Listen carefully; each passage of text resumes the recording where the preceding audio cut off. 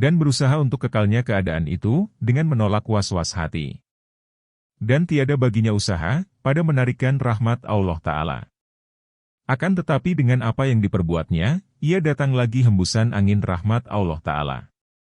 Lalu ia tiada tinggal, selain menunggu rahmat yang dibuka oleh Allah.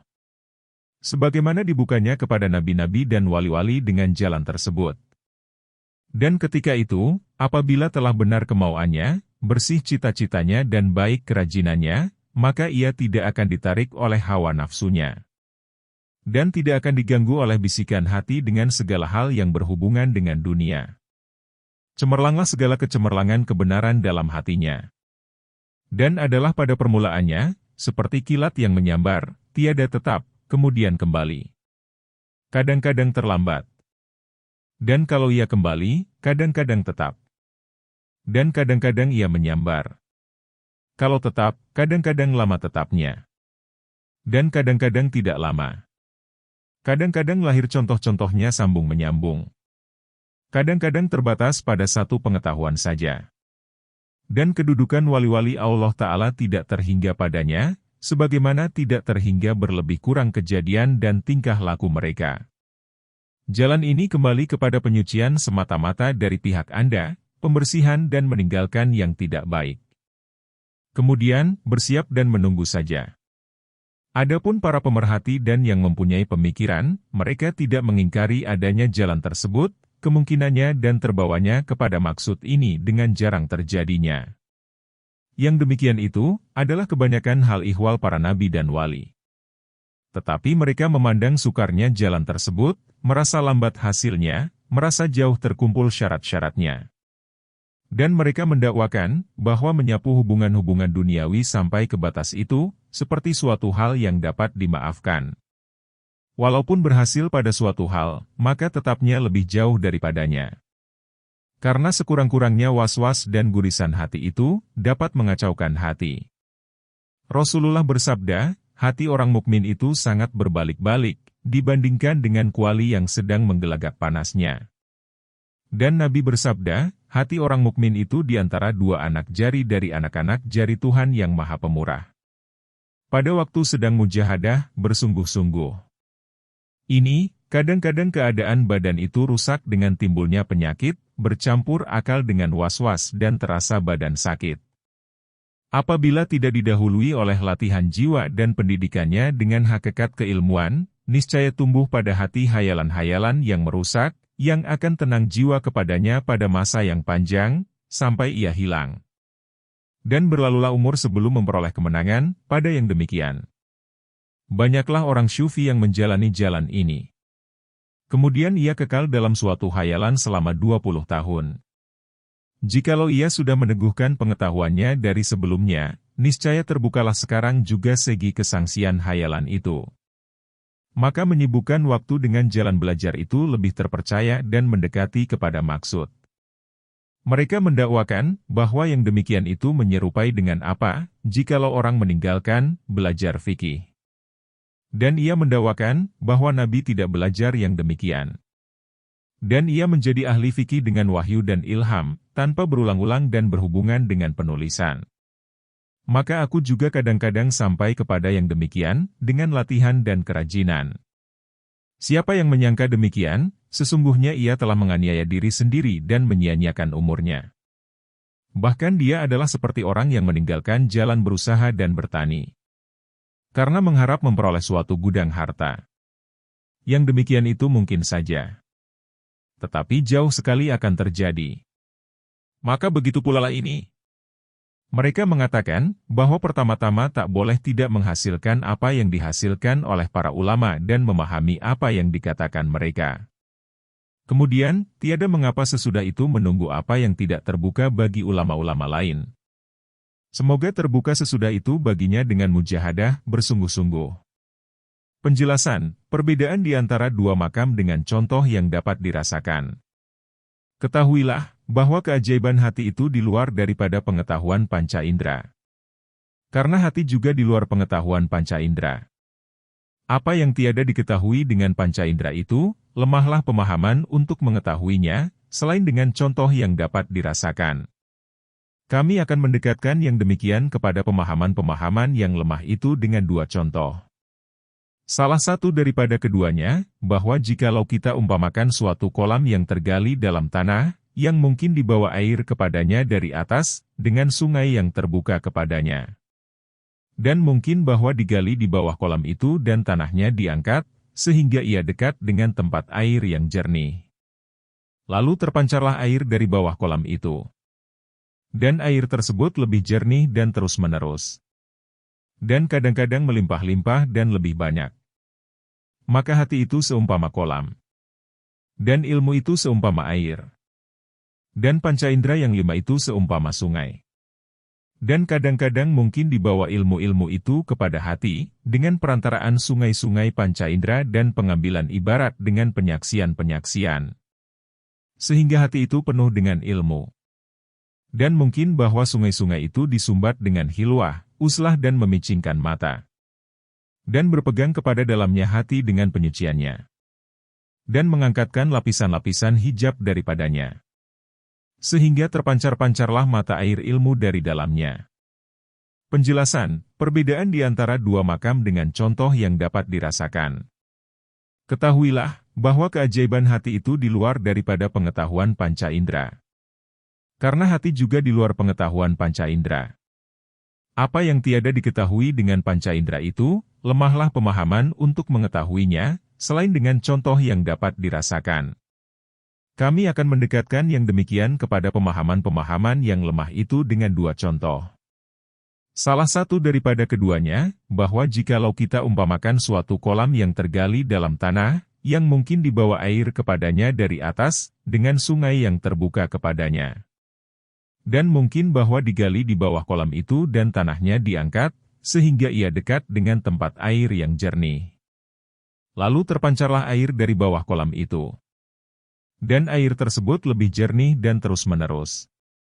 Dan kadang-kadang melimpah-limpah dan lebih banyak. Maka hati itu seumpama kolam.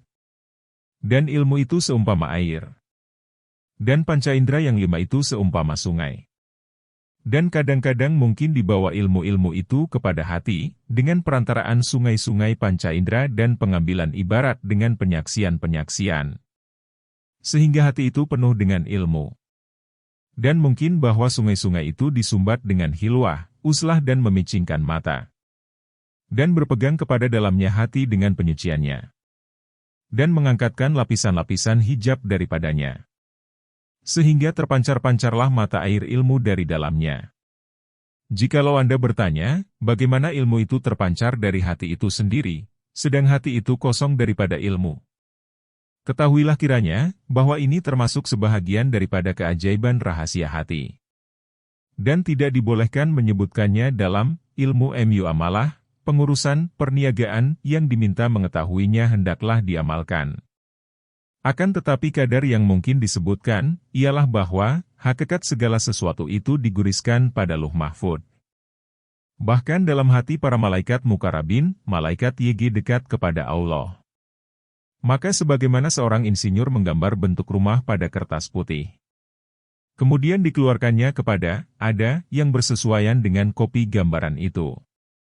Maka seperti itu pulalah pencipta langit dan bumi, menulis kopi alam dari permulaannya sampai kepada penghabisannya pada Lauh Mahfud. Kemudian, dikeluarkannya kepada, ada, sesuai dengan kopi itu. Dan alam yang telah keluar kepada, ada, dengan bentuknya itu, membawa bentuk lain kepada panca indera dan hayalan. Sesungguhnya orang yang menoleh ke langit dan ke bumi, kemudian memicingkan matanya, niscaya akan melihat bentuk langit dan bumi dalam hayalannya. Sehingga seolah-olah ia menoleh kepadanya. Jikalau tidak ada lagi langit dan bumi dan orang itu tinggal sendirian, niscaya ia memperoleh bentuk langit dan bumi dalam dirinya. Seakan-akan ia menyaksikan dan menoleh kepadanya. Kemudian, dari hayalannya itu membawa bekas kepada hati. Lalu berhasillah di dalam hati, hakikat segala sesuatu yang masuk ke dalam panca indera dan hayalan. Dan yang berhasil di dalam hati itu, sesuai dengan alam yang berhasil dalam hayalan. Dan yang berhasil dalam hayalan itu, sesuai dengan alam yang ada pada dirinya, di luar dari hayalan dan hati manusia. Dan alam yang ada itu, sesuai dengan kopi yang ada pada Lauh Mahfudz. Maka seolah-olah alam mempunyai 4 tingkat pada ada. Yaitu, ada pada Lauh Mahfudz. Dan itu mendahului dari ada jasmaniahnya. Dan diikuti oleh adanya yang hakiki. Dan adanya yang hakiki, diikuti oleh adanya yang hayalan. Yakni, ada bentuknya dalam hayalan. Dan adanya dalam hayalan, diikuti oleh adanya dalam pikiran. Yakni, ada bentuknya dalam hati. Sebahagian yang ada ini adalah rohaniyah, kerohanian, dan sebahagian lagi jasmaniah, kejasmanian. Sebahagian dari kerohanian itu, lebih kuat dari sebahagian yang lain. Dan kehalusan ini adalah dari hikmah ketuhanan. Karena Tuhan menjadikan mata hitam Anda dengan bentuknya yang kecil, di mana tercetak bentuk alam, langit dan bumi yang demikian luas tepinya, di dalam mata hitam itu. Kemudian berjalan dari wujudnya dalam panca indera, oleh wujudnya kepada hayalan. Kemudian daripadanya, oleh wujudnya dalam hati. Maka sesungguhnya Anda selama-lamanya tiada mengetahui, selain apa yang sampai kepada Anda. Maka jikalau tidak dijadikan bagi alam seluruhnya suatu contoh pada diri Anda, niscaya tidak ada bagi Anda berita dari sesuatu yang menerangkan diri Anda. Maka Maha Sucilah Tuhan yang mengatur segala keajaiban ini di dalam hati dan mata. Kemudian, telah buta hati dan mata daripada mengetahuinya. Sehingga jadilah hati kebanyakan makhluk itu bodoh tentang dirinya dan keajaibannya. Sekarang, marilah kita kembali kepada tujuan yang dimaksud. Maka kami mengatakan, hati itu kadang-kadang tergambar, bahwa berhasil padanya hakikat alam dan bentuk alam.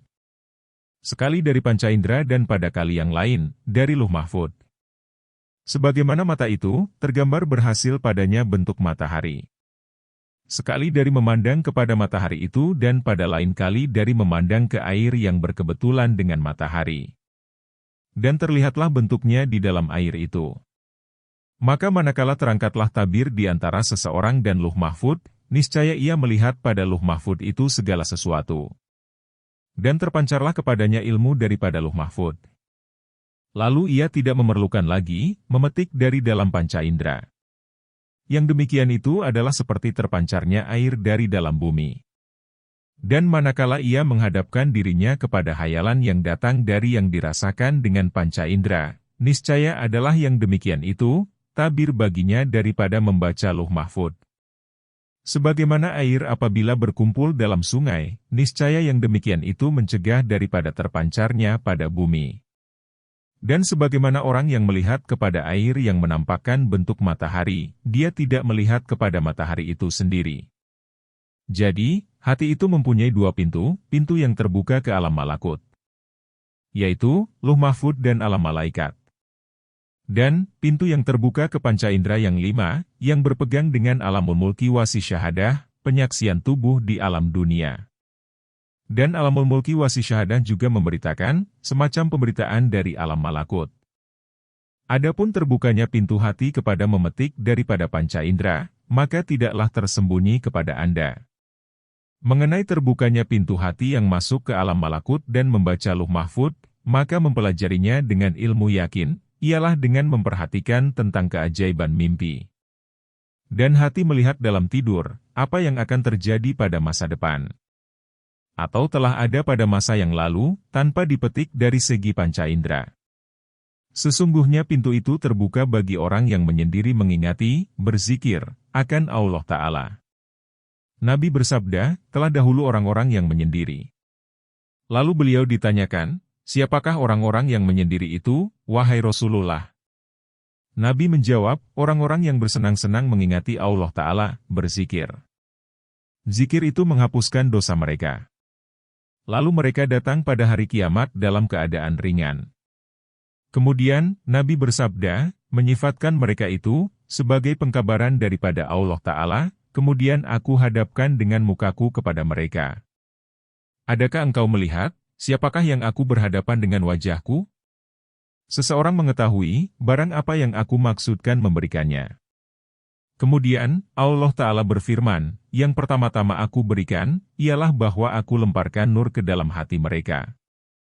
Lalu mereka mengabarkan tentang aku, sebagaimana aku mengabarkan tentang mereka.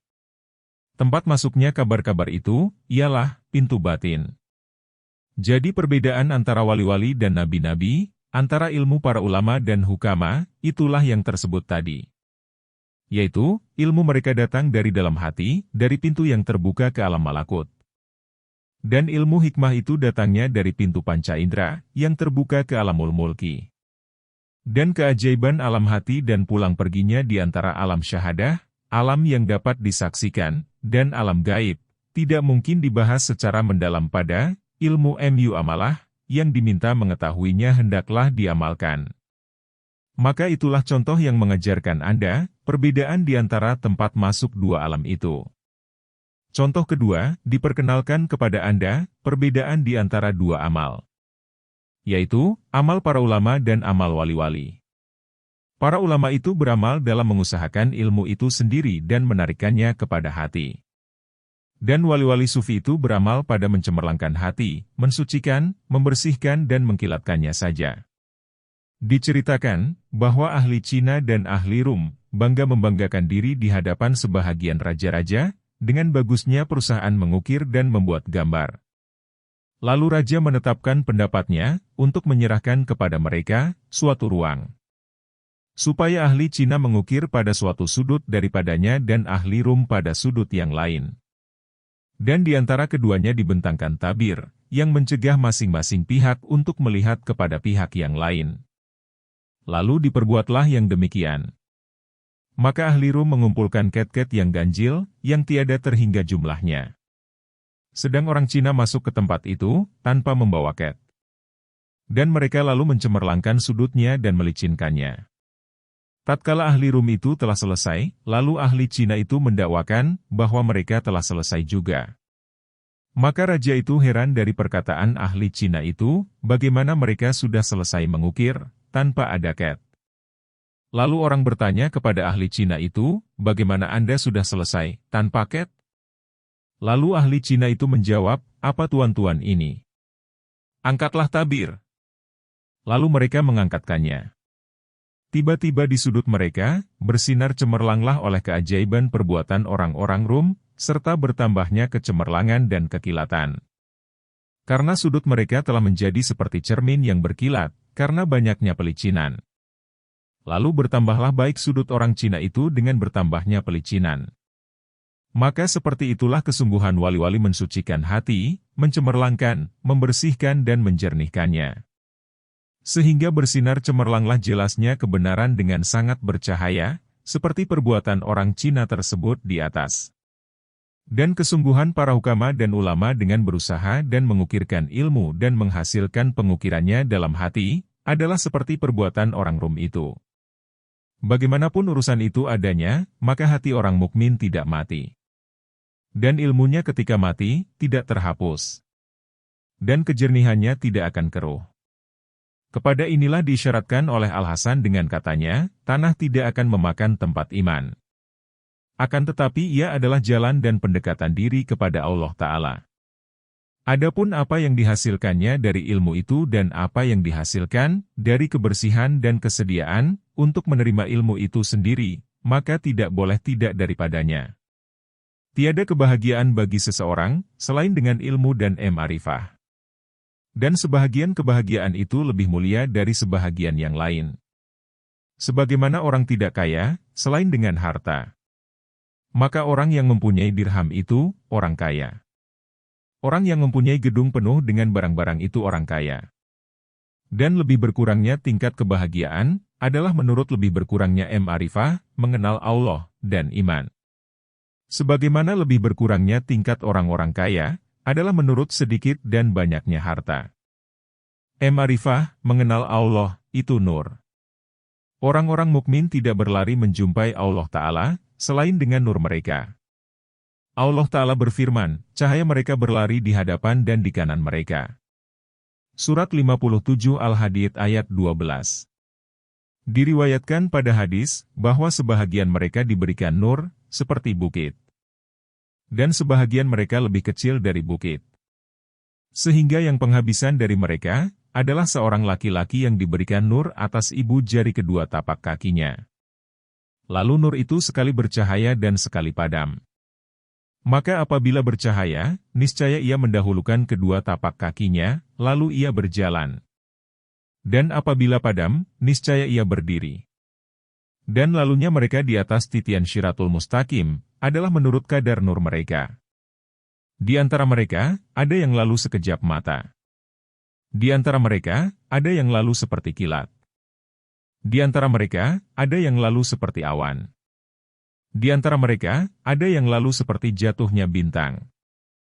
Dan di antara mereka, ada yang lalu seperti kuda, apabila bersangatan larinya di lapangan luas. Dan orang yang diberikan nur di atas ibu jari tapak kakinya, merangkak-rangkak di atas muka, kedua tangan dan kedua kakinya. Ia menarik tangannya dan menggantungkan tangan yang lain. Semua segi badannya kena api neraka. Maka senantiasalah ia seperti yang demikian, sampai ia terlepas. Dengan ini, jelaslah lebih berkurangnya tingkat manusia tentang iman. Dan kalau ditimbang iman Abu Bakar dengan iman isi alam semesta, selain para nabi dan para rasul, niscaya lebih kuatlah iman Abu Bakar. Ini juga menyerupai ucapan orang yang mengatakan, jikalau ditimbang sinar matahari dengan sinar lampu seluruhnya, niscaya lebih kuatlah sinar matahari. Maka iman masing-masing orang awam, sinarnya adalah seperti sinar lampu. Sebahagian mereka, sinarnya seperti sinar lilin. Dan iman orang-orang syiddiqin, sinarnya itu seperti sinar bulan dan bintang-bintang. Dan iman nabi-nabi itu, seperti matahari. Dan sebagaimana pada sinar matahari, kelihatan bentuk ufuk, serta luas daerah-daerahnya dan tidak kelihatan pada sinar lampu, selain suatu sudut yang sempit dari rumah, maka seperti demikianlah lebih berkurangnya kelapangan dada dengan ilmu dan terbukanya keluasan malakut bagi hati orang-orang arifin. Karena itulah tersebut pada hadits, sesungguhnya dikatakan pada hari kiamat, keluarkanlah dari neraka, orang-orang yang ada iman dalam hatinya seberat biji sawi, setengah berat itu, seperempat berat itu dan seberat biji syair dan biji jagung. Semua itu pemberitahuan tentang lebih kurangnya tingkat iman. Dan iman dalam kadar-kadar tersebut tidak mencegah masuk neraka. Dan dalam pengertiannya, dapat dipahami bahwa orang yang imannya melebihi berat tadi tidak masuk neraka. Karena kalau masuk, niscaya disuruh mengeluarkannya pertama-tama. Dan orang yang dalam hatinya iman seberat biji sawi, tidak pantas kekal dalam neraka, walaupun ia masuk ke dalamnya. Demikian pula sabda Nabi, tiada suatu pun yang lebih baik dari 1000 yang seumpamanya, selain manusia mukmin. Ini menunjukkan kepada keutamaan hati orang yang mengenal Allah Ta'ala dengan penuh keyakinan. Maka hatinya itu lebih baik dari 1000 hati orang awam. Allah Ta'ala berfirman, kamu adalah lebih tinggi, kalau kamu benar-benar orang beriman. Surat 3 Ali, Imran ayat 139. Ayat ini menunjukkan kelebihan orang mukmin dari orang muslim. Dan yang dimaksudkan dengan orang mukmin itu, ialah orang mukmin yang mengenal Allah, bukan orang yang taklid, ikut-ikutan. Allah, Azza wa Jalla berfirman, Allah akan mengangkat orang-orang yang beriman di antara kamu dan orang-orang yang diberi ilmu pengetahuan kepada derajat yang tinggi. Surat 58 Al-Mujadalah ayat 11. Maka yang dimaksudkan di sini dengan orang-orang yang beriman, ialah orang-orang yang benar, tanpa ilmu. Dan dibedakan mereka dari orang-orang yang diberi ilmu. Dan yang demikian itu menunjukkan bahwa nama, mukmin, tertuju kepada, mukallid, orang yang turut menurut, walaupun pembenarannya, tanpa basyirah, melihat dengan mata hati, dan kasyaf, terbuka hijab. Ibnu Abbas menafsirkan firman Allah Ta'ala, dan orang-orang yang diberi ilmu pengetahuan kepada derajat yang tinggi. Surat 58 Al-Mujadalah ayat 11, maka Ibnu Abbas mengatakan, bahwa Allah Ta'ala mengangkat orang yang berilmu di atas orang mukmin, 700 derajat tingginya. Dan di antara tiap-tiap 2 derajat itu, seperti antara langit dan bumi. Nabi bersabda, kebanyakan isi surga itu orang-orang bodoh. Dan sorga tinggi bagi orang-orang yang mempunyai akal. Nabi bersabda, kelebihan orang berilmu atas orang yang banyak ibadahnya, adalah seperti kelebihanku atas orang yang paling rendah dari sahabat-sahabatku. Pada riwayat yang lain, berbunyi, seperti kelebihan bulan pada malam purnama atas bintang-bintang yang lain. Dengan bukti-bukti ini, jelaslah bagi Anda, lebih kurangnya derajat isi sorga, menurut lebih kurangnya hati dan ma'rifah mereka. Dan karena itulah, hari kiamat adalah hari tipu-menipu. Karena orang yang tidak memperoleh rahmat Allah adalah mengalami tipuan dan kerugian besar. Dan orang yang tidak memperoleh itu melihat di atas tingkatnya tingkat-tingkat yang tinggi. Maka adalah pandangannya kepada tingkat-tingkat itu, seperti pandangan orang kaya yang mempunyai 10 dirham, kepada orang kaya yang mempunyai tanah dari timur ke barat. Masing-masing dari kedua orang itu adalah orang kaya. Tetapi alangkah besar perbedaan di antara keduanya. Alangkah besarnya kerugian orang yang merugi keuntungannya dari yang demikian itu. Akhiratlah yang mempunyai derajat tinggi dan keutamaan besar. Penjelasan, saksi-saksi syara, agama, atas sahnya jalan ahli tasawuf dalam mengusahakan ma'rifah, mengenal Allah, tidak dari belajar jalan yang biasa ditempuh. Ketahuilah, bahwa barang siapa tersingkap, inkisyaf, sesuatu baginya, walaupun hal yang sedikit, dengan jalan ilham dan jatuh ke dalam hati, di mana ia tidak mengetahuinya, maka ia telah menjadi orang, arif, orang yang bermarifah, dengan sahnya jalan. Dan orang yang tiada mengetahui dirinya sekali-kali, maka seyogialah ia beriman dengan yang demikian. Sesungguhnya derajat ma'rifah, pengenalan kepada Allah, padanya itu mulia sekali. Untuk yang demikian, dibuktikan oleh saksi-saksi syara, agama, percobaan-percobaan dan cerita-cerita. Adapun saksi-saksi syara, agama, yaitu firman Allah Ta'ala, dan orang-orang yang berjuang dalam urusan kami, niscaya akan kami tunjukkan kepada mereka jalan kami. Surat Al-Ankabut ayat 69. Maka tiap-tiap hikmah yang lahir dari hati, dengan kerajinan beribadah, tanpa belajar itu, adalah dengan jalan kasyaf, terbuka hijab, dan ilham. Nabi bersabda, barang siapa mengamalkan apa yang diketahuinya, niscaya dipusakakan oleh Allah kepadanya, ilmu yang belum diketahuinya. Dan dianugerahi taufik oleh Allah kepadanya pada yang diamalkannya. Sehingga ia harus memperoleh sorga. Dan barang siapa tiada mengamalkan apa yang diketahuinya, niscaya ia binasa mengenai yang diketahuinya. Dan ia tiada memperoleh taufik pada yang diamalkannya. Sehingga ia harus memperoleh neraka.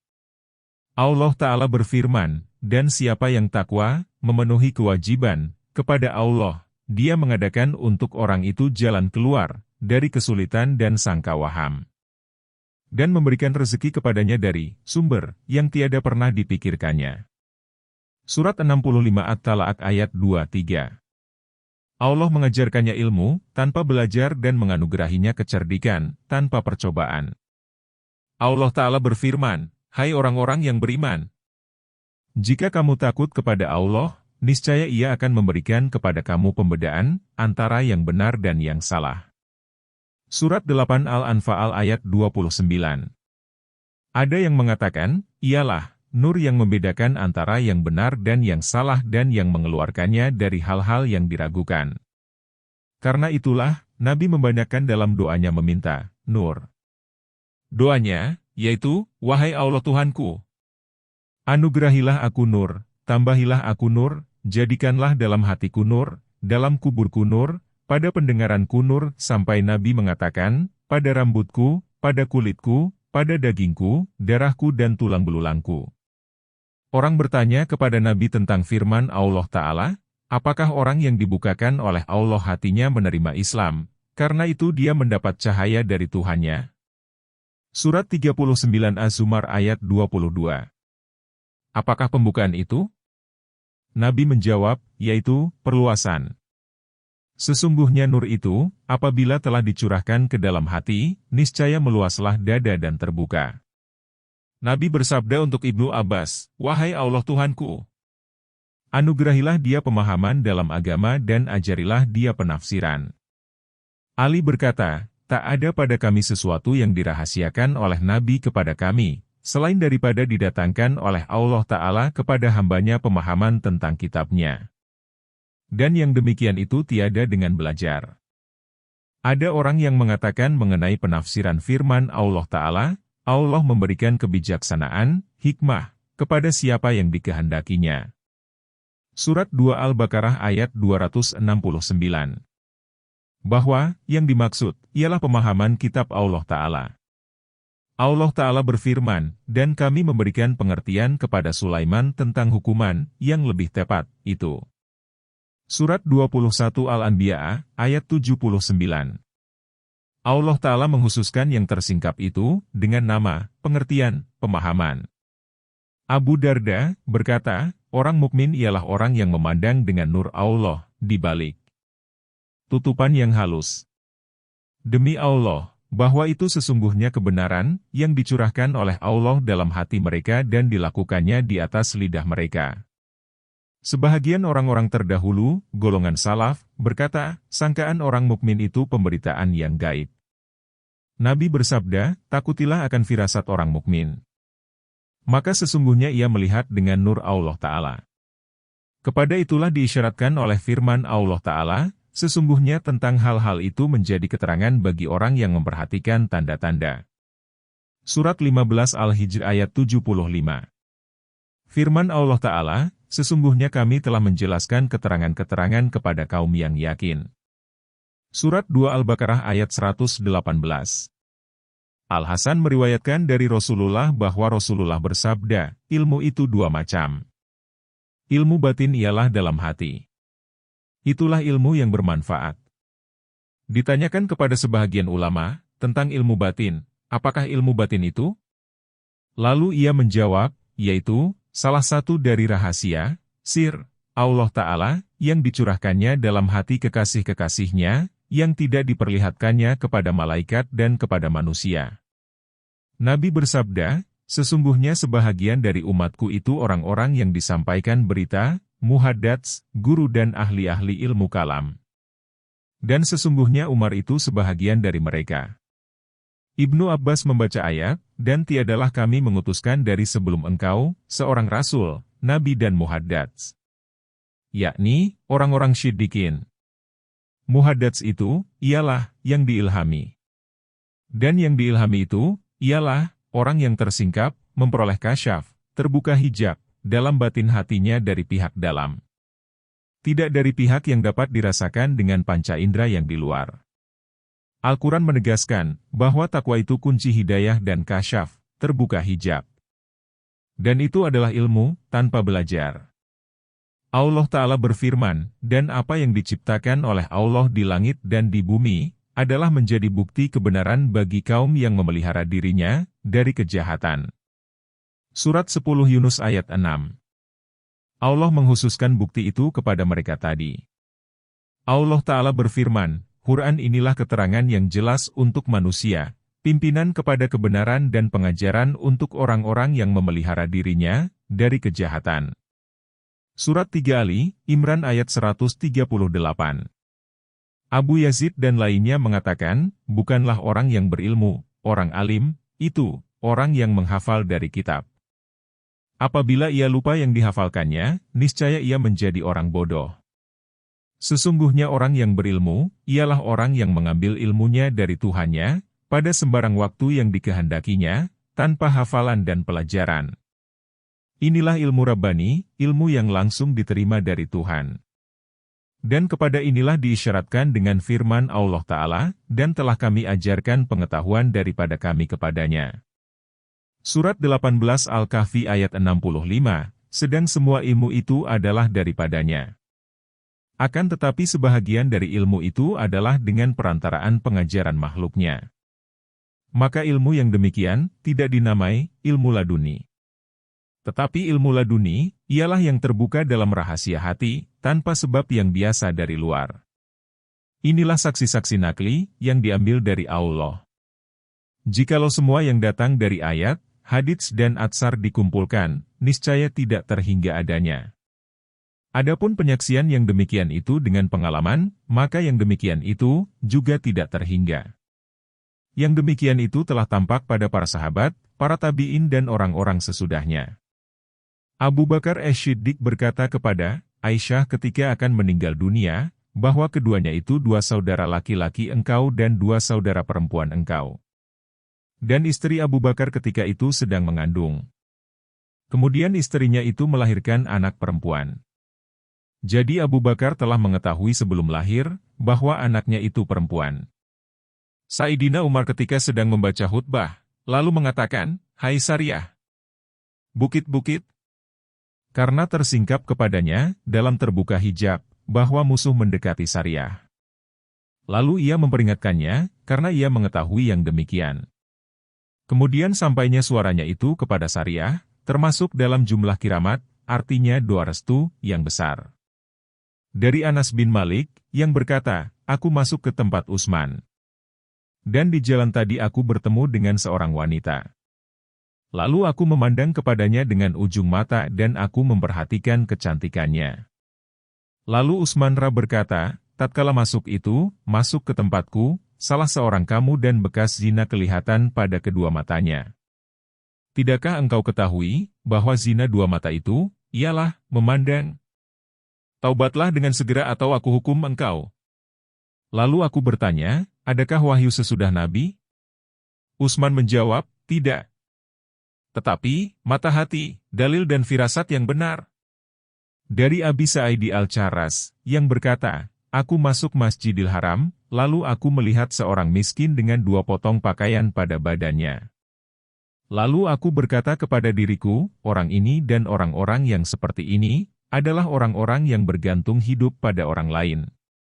Lalu orang itu memanggil aku, seraya berkata, Allah mengetahui apa yang pada diri kamu. Waspadalah. Maka aku bermohon ampun kepada Allah dalam hatiku. Lalu orang itu memanggil aku, seraya berkata, Allah yang menerima taubat daripada hambanya. Kemudian orang itu menghilang daripada aku dan aku tidak melihatnya lagi.